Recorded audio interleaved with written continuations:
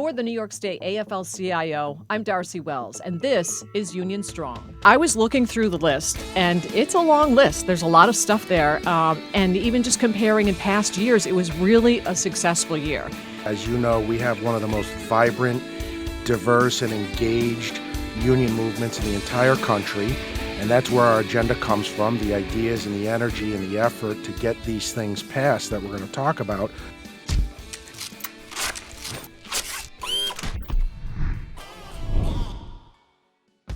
Every year, the New York State AFL-CIO, working with its affiliated unions from the public sector, private sector, and building trades, puts together a legislative agenda in advance of the legislative session. The list is long and the goals are many. On this podcast, we're going to talk about some of the victories from the 2022 legislative session and what that will mean for working people and their families. Joining me on the podcast to discuss the legislative session that just wrapped up from 2022 is our legislative director, Mike Knightl. Mike, thanks for joining me today. Thank you. This is always fun, Darcy. I appreciate it. So I was looking through the list, and it's a long list. There's a lot of stuff there. And even just comparing in past years, it was really a successful year.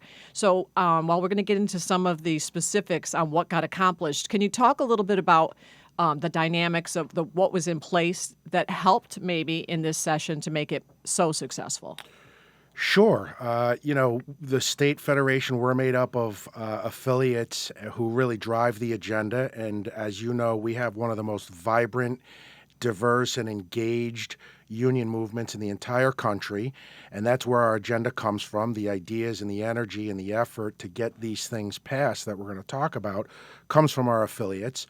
We're also in partnership with two Democratic majorities in the Senate and Assembly with leadership and Speaker Carl Hastie and Andrea Storr-Cousins on the Senate side, who both lead great Democratic majorities that make a lot of this possible. None of it is easy, but working together, we've been able to work through these difficult situations. And given COVID and the economy and the things that have happened over the last few years, I think the sense of working together has never been stronger and the need to do that. So I think a lot of that has to do with the success of what we've been doing. And I think we should just remind people, too, that we're talking about the 3,000 affiliates that we represent from the public sector, private sector, building trades. Everybody's got, their own different interests, and that's part of what you and your team is responsible for, bringing everybody together, right? Finding that consensus and then moving forward. So let's talk a little bit about some of the accomplishments. And I think it does make sense to start with COVID and the benefits and the protections that we're able to get put in place as a result. Absolutely. The challenges, especially from a worksite safety standpoint, but the challenges that COVID presented the unions and the entire labor workforce over the last few years are unprecedented. And, the good news is we've moved out of that, but the spikes and the resurgence and periodic back and forth with COVID has presented a whole new set of challenges. So a few of the things that we were able to get done build off of some of the things we've been working on, and we extended a law this year that gives paid leave to workers to go get their vaccinations. We also extended a law that creates an enhanced death benefit for public sector workers who fall victim to COVID. So those are two of the things that we built on and continued from past legislative sessions.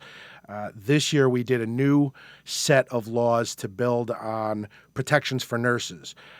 There's an existing law that prohibits mandatory overtime for nurses in hospitals and nursing homes, but that law proved ineffective during the pandemic because employers are exempt during an emergency period. And there's also no penalties behind employers that violate the law.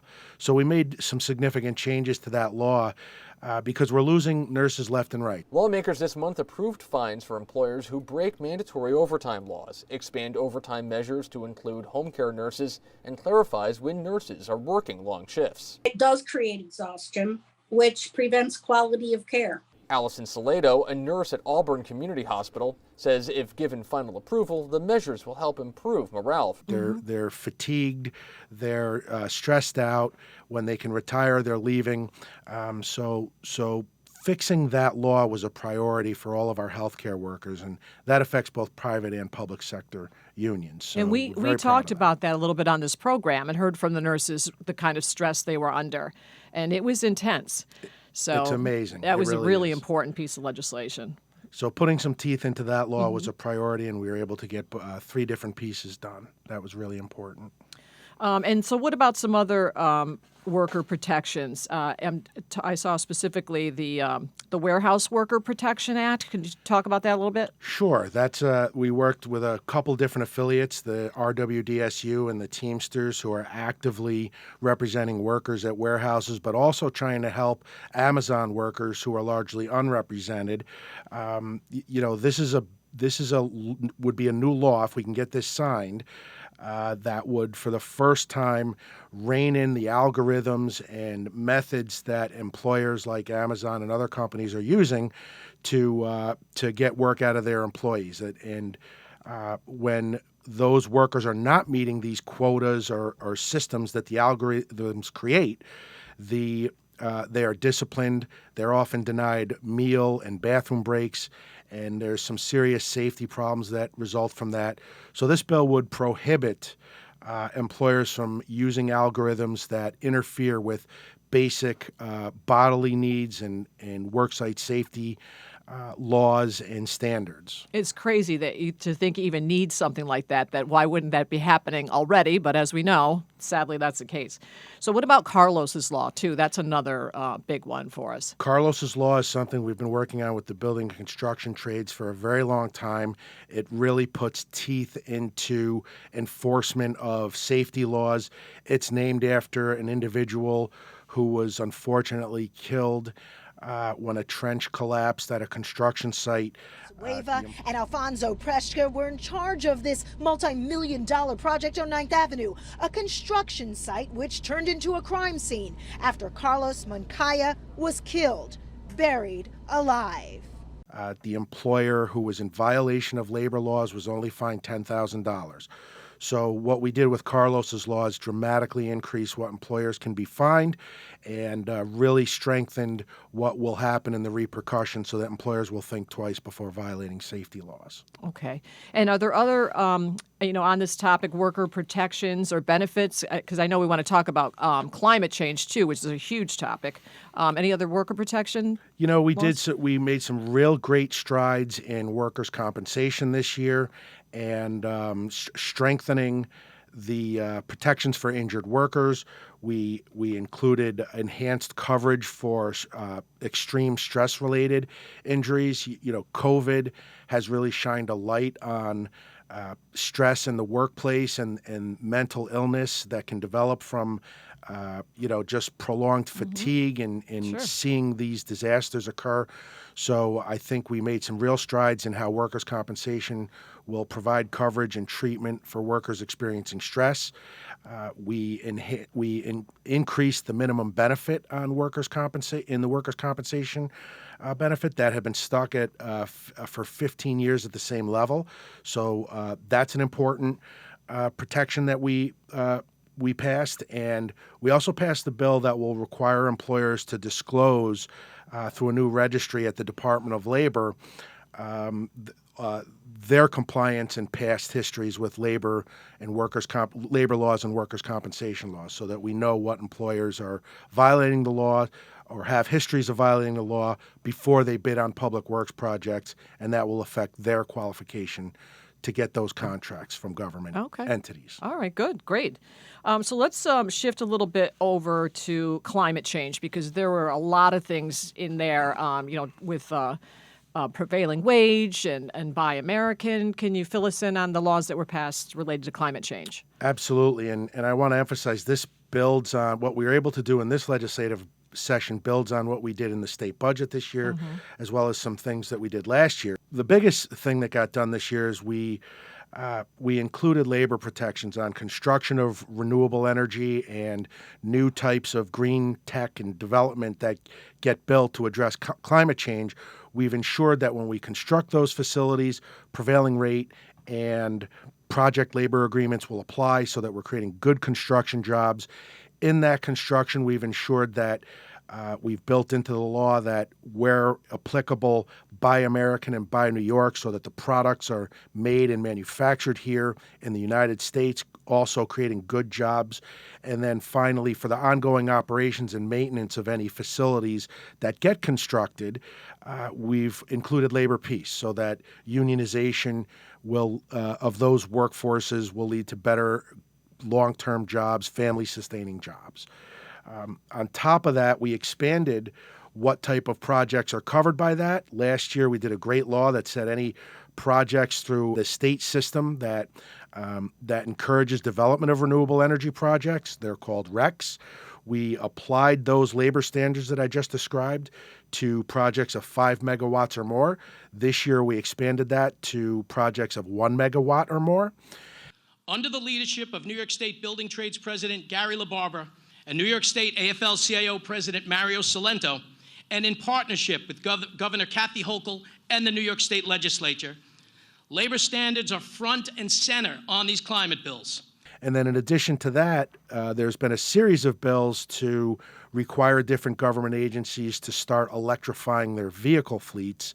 And some of the things we did in that also require Buy American, so that where possible, new batteries, new cars, buses, or the component parts are made in the United States with union labor, and also that there's worker training so that folks that are working on existing vehicles, diesel or fossil fuel powered vehicles, get the appropriate training so they can transition their skills into electric vehicles, hydrogen fuel cell vehicles, or other types of electric zero emission vehicles, I should say. Okay. All right. Was there anything else that we have the list up on our website, and certainly people can look through it, but anything in particular that you think stands out in your mind that was a big success that we want people to know about? Yeah, I think we did some very good pieces. There was some disturbing court decisions this year affecting workers. One of them would have put a green light on employers' ability to unilaterally change retiree health insurance and reduce their benefits or increase their premium or copay costs.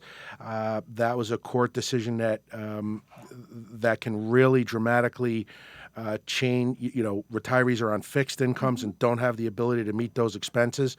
So we did do a bill that would revert to the way it's always looked at, that the collective bargaining agreements that retirees retire under is what should govern their health insurance moving forward in their retirement. So we're hopeful that gets signed and that we can protect retiree health insurance. We're building again on what we did in the state budget with some historic pension reforms. We weren't able to get any further reforms done at the end of session, but that remains a big priority moving forward. And again, that is to not just recruit and retain and help the current workforce, but also in the interest of helping retirees, live in dignity and decency throughout their retirement once they end their career. Well, and I know that, it doesn't end with the session ending because what may still be on the list at the beginning when we set the agenda, which is what you do, you kind of carry over and build off of, right? So I'm sure you're starting to think already toward that. I know it's early. We're in the middle of the summer trying to enjoy it. We'll let you have some time to relax a little bit, but then it just starts right back up again, right? And I'm sure you're already talking to our affiliates on what their priorities are. Absolutely. The whole process, it really never ends. We're, as we wind our way through the summer, we're looking at how we can strengthen some of the things that are out there that we've done. COVID keeps presenting new challenges for us, so there are other things that we need to do. There's all kinds of safety issues that we're working on with affiliates that still have to be addressed. So despite the fact that we were able to make a lot of progress this year, there's still a lot of work to do. Well, we appreciate all that you do and everybody that works with you to get this done, because I know I've seen it. There's a lot of long days and long nights, the days that go right into the nights to get it done. So thank you very much for all that you do. We appreciate it, Mike. Thanks. Thank you. Joining me on the podcast now is our Communications and Campaigns Coordinator, Liz Sutton. Hi, Liz. How are you? Hi, Darcy. Good. How are you? Good. So it was quite a list that Mike went through, and really we only went through a little bit of it. The full list, I know we can direct people to our website. There's I think, 10 pages worth of accomplishments there, which is really good. Absolutely. Our legislative wrap-up is on our website, and we'll put that link in the show notes. And, of course, if you want to follow along with anything we're doing legislatively, we post on our Facebook page, our Twitter, our Instagram account, so you can see our updates there. And also, if we've got any actions, to try to lobby some legislators, you can participate in those by following on our social media accounts. Great. And I know we've got a couple exciting events that are coming up that we can tell people about as well, which you're involved in promoting. Can you tell us about that? Yeah, absolutely. On, I believe it's July 29th, we've got a Yankees game. That's the Yankees versus the Kansas City Royals. Kansas City Royals. It's going to be a good game. The Yes. Labor's going to be in the house. Union Strong Night. So there's some tickets available for that still. You get a free T-shirt, free hot dog, and free drink. So we'll put that link in the show notes as well. It's on our website. And we've got a Mets game coming up, too, Labor Day weekend. Right. So come celebrate with your Union family at, not Shea Stadium anymore. It's Citi Field. Yes, it is Citi Field. And we have all that information available, too, because they are discounted tickets that are available. And we'd love to see people out there supporting unions and then supporting the Mets and the Yankees. That would be great. That's right. It's going to be a great time. So we hope to see you there. Thanks, Liz. Thanks, Darcy. This has been a production of the New York State AFL-CIO. Our president is Mario Salento. Our secretary-treasurer is Terry Melvin.